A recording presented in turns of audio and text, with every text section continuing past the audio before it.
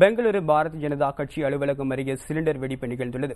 இது குறித்த கூடுதல் தகவல்களை பெங்களூரு செய்தியாளர் செந்திலிடம் கேட்டறிவோம். சொல்லுங்க செந்தில், இந்த சிலிண்டர் வெடிப்பு எப்படி நிகழ்ந்தது? இது தொடர்பான தகவல்களை சொல்லுங்க. அதாவது பெங்களூர் மல்லேஸ்வரம் 18வது கிராஸ்ல பாரதிய ஜனதா கட்சியோட கட்சி தலைமை அலுவலகம் அங்கு உள்ளது. அந்த அலுவலகத்துல சுமார் 2 கட்டிடங்கள் தள்ளி லட்சுமி என்டர்பிரைசஸ் என்ற ஒரு கடை இருக்கு. அந்த கடையில முன்னாடி ஒரு 3 கார்கள் நிறுத்தி வைக்கப்பட்டிருந்த போது அங்க அந்த காருக்காக எல்பிஜி சிலிண்டர் வச்சு யூஸ் பண்ணியிருந்திருக்காங்க. அந்த சிலிண்டர் எதிர்பாராத விதமா வெடிச்சதுல ஒரு கார் முற்றிலுமாக அதுல சேதமடைஞ்சிருக்கு. மேலும் 2 கார்களும் சேதமடைஞ்சிருக்கு. இந்த விபத்துல 2 பேத்துக்கு ரொம்ப சிறிய அளவுல காயங்கள் ஏற்பட்டிருக்கு. அந்த காயம் ஏற்பட்டதுனால அவங்க அருகில் உள்ள மருத்துவமனையில சேர்க்கப்பட்டு அவங்களுக்கும் சிகிச்சை அளிக்கப்பட்டு வந்துட்டு இருக்கு.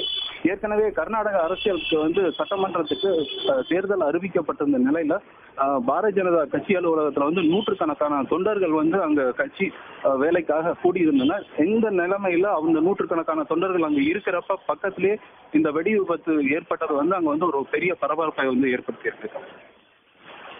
செந்தில், இது வெடி விபத்தா அல்லது கேஸ் சிலிண்டர் வெடி விபத்தா அப்படின்னு சொல்லிட்டு போலீசார் ஏதாவது உறுதிப்பட தகவல் தெரிவிச்சிருக்காங்களா செந்தில்?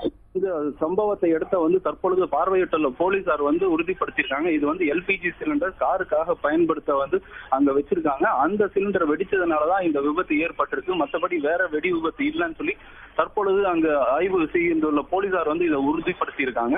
மேலும் இன்னும் தீவிர விசாரணை அவங்க முடித்த பிறகு அதிகாரப்பூர்வமான தகவல் வெளிவரும். செந்தில், இது திட்டமிட்டு செய்த ஒரு வெடி விபத்தா அல்லது இது தற்செயலா நடந்த ஒரு விபத்தா, ஏதாவது தகவல் அறிவிச்சிருக்காங்களா?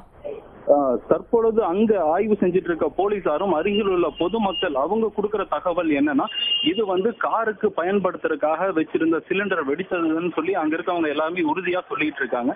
இப்ப போலீசார் இது தீவிர விசாரணை ஈடுபட்டு இன்று மதியமோ அல்லது சாயந்தரத்துக்குள்ள அவங்க தன்னோட அறிக்கையை பத்திரிகையாளர்களுக்கு கொடுப்பாங்க. அப்பதான் இதை பத்தி மேலும் கூடுதல் தகவல்கள் தெரிய வரும். ஆனா அங்க இருந்த பொதுமக்கள் தெளிவா சொல்றது என்னன்னா, இந்த சிலிண்டர் காருக்கு மாட்டும் போது இல்ல அந்த மாதிரி ஏதாவது நடந்திருப்பா இந்த தற்செயலா இந்த வெடி விபத்து ஏற்பட்டுலான்னு சொல்லி அங்க இருக்க பொதுமக்கள் நமக்கு கருத்து தெரிவிக்கின்றனர். செந்தில், இந்த காரோட உரிமையாளர் யாருன்னு அடையாளம் காணப்பட்டு விட்டதா இல்லது ஒரு மர்மமான வாகனமா என்ன கருதப்படுதா செந்தில்? இல்ல, அந்த கார் ஒரு கார் முற்றிலுமாக சேதமடைந்திருக்கு. அது முற்றிலுமா எரிஞ்சு போன நிலைமையில தற்பொழுது உள்ளது. அதனால அதோட நம்பர் முதற்கொண்டு என்னன்றது தெரியாத நிலைமையில இப்பொழுது விசாரணை இப்பதான் தீவிரப்படுத்தியிருக்காங்க. இனிமேல் தான் அதோட பட்ட தகவல்கள் அனைத்தும் நமக்கு சேரும். செந்தில், இந்த சம்பவம் நடக்கும்போது பாரதிய ஜனதா அலுவலகம் அருகில நடந்திருக்கு. அந்த சமயத்துல வேற ஏதாவது கூட்டங்கள் முக்கியமான உறுப்பினர்கள் யாராவது இருந்திருக்காங்களா அந்த மையத்துல? அறிவிக்கப்பட்டிருந்ததுனால எப்பொழுதுமே இப்ப பாத்தீங்கன்னா எல்லா கட்சி அலுவலகங்களையும் தேர்தல் பணி செய்வதற்காக நூற்றுக்கணக்கான தொண்டர்கள் அங்க கூடியிருக்கின்றனர். இதே மாதிரி பாரதிய ஜனதா கட்சி இன்று காலையில இருந்து நூற்றுக்கணக்கான தொண்டர்கள் தேர்தல் பணி செய்வதற்காக அங்க கூடியிருந்தனர்.